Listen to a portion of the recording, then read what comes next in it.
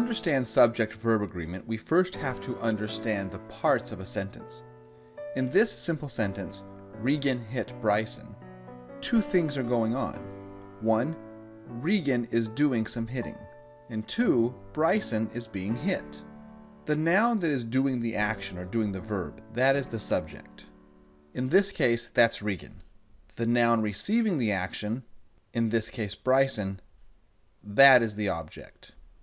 So when we talk about verb agreement, we're talking about the agreement between the verb and the subject, not the object. There's no such thing as object-verb agreement. Verbs can either be singular or plural. We use verbs like is, was, and eats when the subject doing the verb is one person or one item. If we have multiple subjects, we use verbs like are, were, and eat.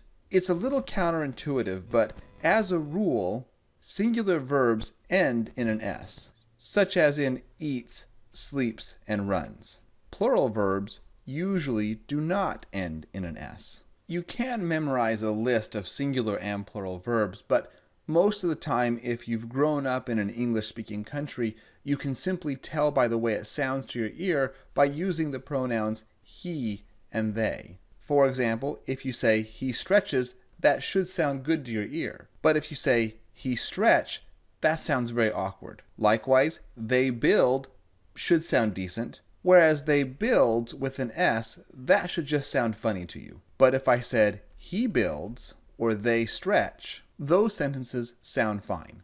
So stretch with no S at the end is plural, and build with an S is singular. One of the most important skills to have is the ability to identify a preposition. A preposition is a short word that describes a relationship between two nouns. So words like on, to, about, next to, in, under, etc. And here's where recognizing prepositions becomes critically important. A preposition in a sentence marks the end of the subject and the beginning of the adjective phrase. And when we check subject-verb agreement, we need to ignore the adjective phrase. For example, in this top sentence, if I look at my verb is next to the noun weekend.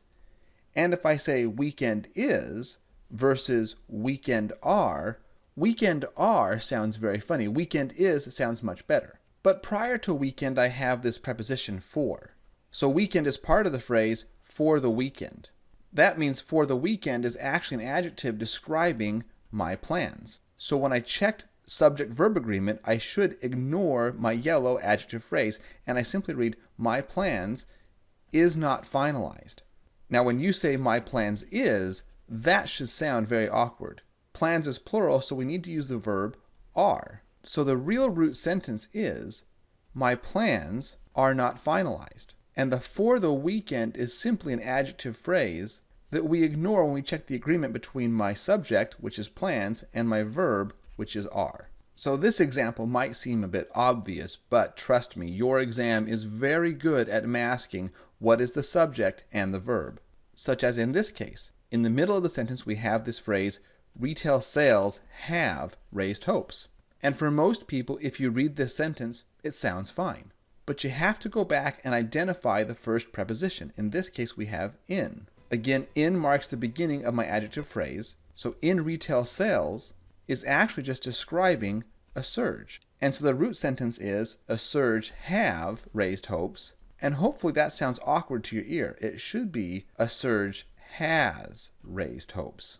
And here's one more. We have the phrase unemployment claims and the verb suggests. If you simply read claims suggests, that might sound awkward. But we have the preposition in, and our subject comes before the preposition, so the subject is the recent drop. Again, the easiest way to test the grammar is to ignore your adjective phrases. So if I cross out recent and everything between my preposition and my verb, then my sentence becomes the drop suggests, and that sounds fine, because drop is singular, and a verb that ends in an S is usually also singular. The farther away a verb is from the subject, the harder it is to pick up problems with subject-verb agreement.